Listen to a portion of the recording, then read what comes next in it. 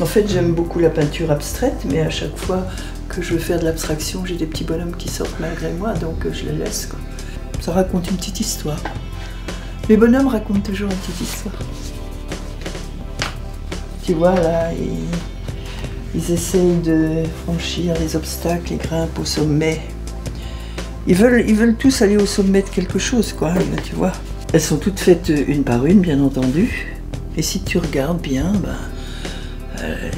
ils racontent aussi des petites histoires. Ils se rencontrent, ils se cherchent, ils se bousculent, ils se trouvent pas, ils s'égarent.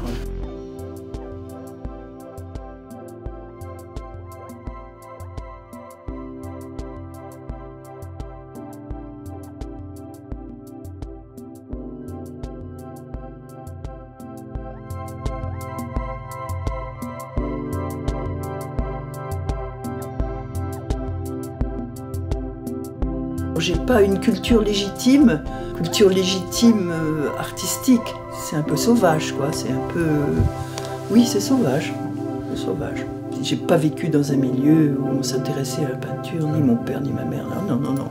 Mon père était ouvrier, ma mère était à la maison, et c'était des gens très simples qui sortaient pas, qui... Non, à l'époque, c'était pas comme ça.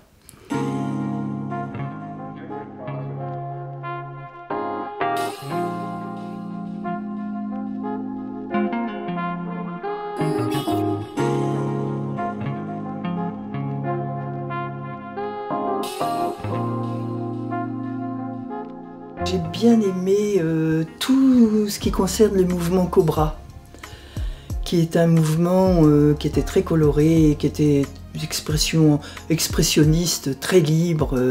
Il y avait Karl Appel, Corneille, Alichinsky aussi, je crois, en a fait partie de ce mouvement-là. Ça, j'aimais bien. Ça s'est fait comme ça, un jour. J'avais envie de bidouiller un peu de couleurs, voilà. Ça s'est fait comme ça. Et la personne que j'ai vue en expression libre, elle m'a vraiment encouragée à continuer. Elle m'a dit « Oh mais t'as des choses à dire, faut continuer ». Et quand j'étais là-bas à cet atelier, j'y allais le soir après mon travail. Et je jetais tout ce que je faisais, je jetais dans la poubelle, et elle allait ramasser le soir, elle allait ramasser les papiers dans la poubelle. Oui. Puis un jour, elle m'a dit, à partir de maintenant, tu jettes plus rien, tu gardes tout. Alors j'ai gardé un peu des choses, quoi, voilà. Ça s'est fait comme ça. Je venais de me disputer avec quelqu'un que j'aimais beaucoup au téléphone, qui n'avait pas été très sympa. Et voilà ce que j'ai fait après pour... tu vois, c'est carrément... J'ai aussitôt pris un bout de papier et j'ai fait ces deux personnes criardes qui vraiment se crient dessus, quoi. S'invectivent bien bon, là.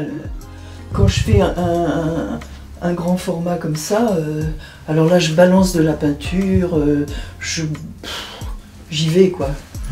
Je balance des tubes, j'appuie sur des tubes, je jette des tubes. Ah oui, vraiment. Puis voilà. Puis après, je racle, si ça va pas bien, je racle.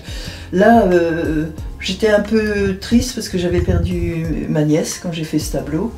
D'où un personnage qui est là, dans un lit, et qui est pas très bien. Et puis après, j'ai lacéré le tableau d'un coup de couteau.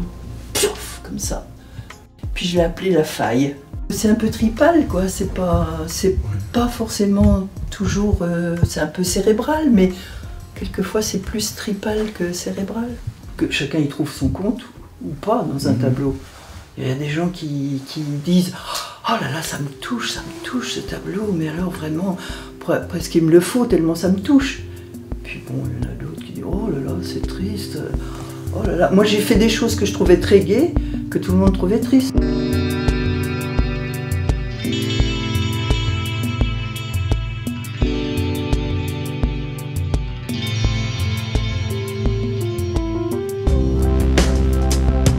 L'humain, qu'est-ce qu'il y a d'autre de plus intéressant quand même que l'humain?